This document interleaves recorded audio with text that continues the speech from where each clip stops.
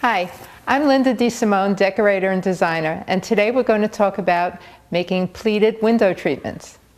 The things that you will need is fabric, drapery pins, drapery tape, pins, scissors, sewing machine. Step one is to purchase the fabric of your choice, double the width of the window that you measured.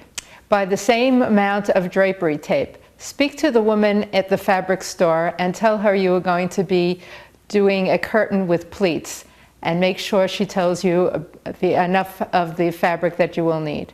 Sew the fabric tape to the top of the fabric.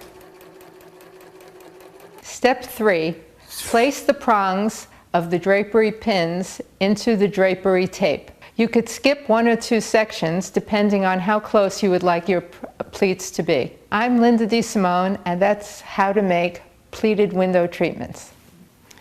Finished product.